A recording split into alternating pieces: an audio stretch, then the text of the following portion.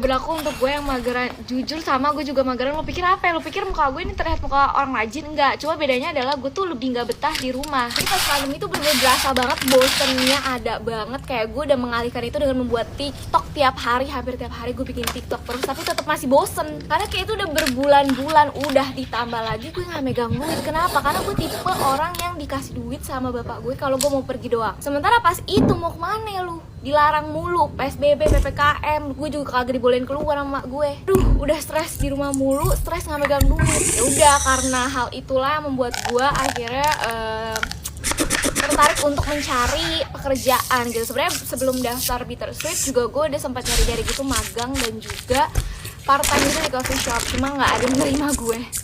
Kalian lihat ini tas ya, gue melihat ini tuh jadi teringat dulu masa-masa kecil gue yang sangat-sangat centil, yang suka banget obrak-abrik lemari mak gue dan mencoba tas dan baju-baju mak gue. Gue yakin gak cuma gue doang nih, gak mungkin gue doang. Jadi pernah waktu itu gue tuh lagi ditinggal nggak tuh bahasa, ditelantarin loh, enggak. Jadi mak gue tuh lagi pergi, gue lagi sendirian di rumah. Terus ya udah, itu tuh saatnya gue mau ngobrak-abrik lemari mak gue dan mencoba-coba aja di depan kaca gitu, kayak tas mak gue pakai, gue coba-cobain kayak ih lucu banget. Udah tuh ngaca, terus kayak dress up dari atas sampai bawah, sampai sepatu juga gue pakai tuh di dalam kamar sama tas-tasnya sekalian, kayak karena kan gue artis, gue model gitu. Tidak lupa juga dengan pose.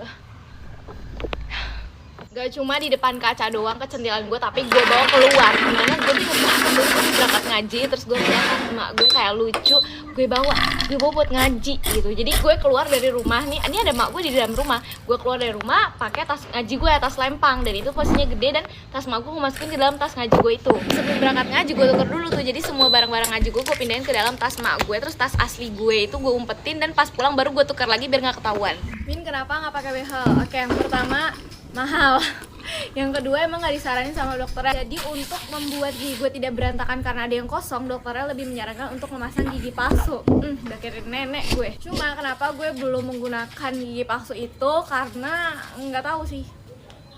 Kenapa lu, Min? Saya bingung juga karena harganya juga lumayan. Jadi doakan saja aku mendapatkan uang kaget 50 juta gitu. Jadi baru gue pas kemarin gue live itu tuh gue ditanya, lo pernah nggak, Min, difitnah sama orang? Terus gue teringat kejadian ini. Ini waktu gue dari SD mau ke SMP. Jadi pas masa-masa setelah UN lagi mencari sekolah. Tapi ini bukan fitnah sih, lebih kayak dicurigai, dituduh, atau ada pokoknya lo dengerin aja. Gue tuh SMP gitu di MTS Negeri 4 Jakarta. Itu lumayan favorit, banyak yang dari SD gue yang daftar di sana.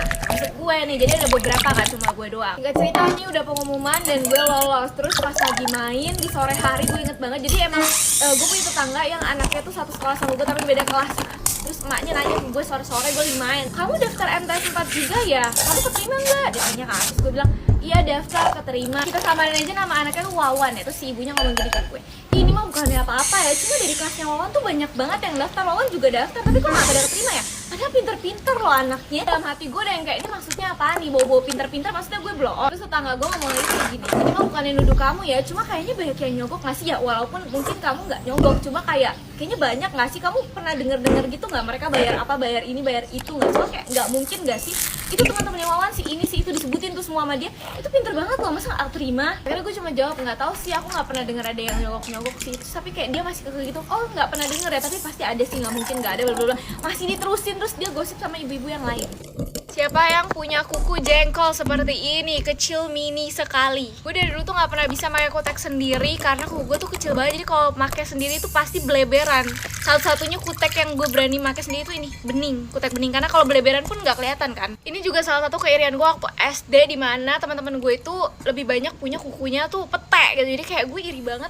Kenapa gue jengkol, jelek banget. Terus saking gue pengennya punya kuku pete tuh sampai dimana ada fase gue beli kuku palsu. Jadi kayak gue pakai kuku palsu karena gue pengen merasakan punya kuku tuh bentukannya tuh lonjong. Kenapa gue iri banget? Karena kuku pete itu nggak dipanjangin aja tuh udah bagus, apalagi ada kukunya dipanjangin kayak slay. Kalau kuku jengkol nih udah bantet ya kan, kalau nggak ada kukunya. Terus kalau dipanjangin ada kukunya tuh jadi jelek gitu loh.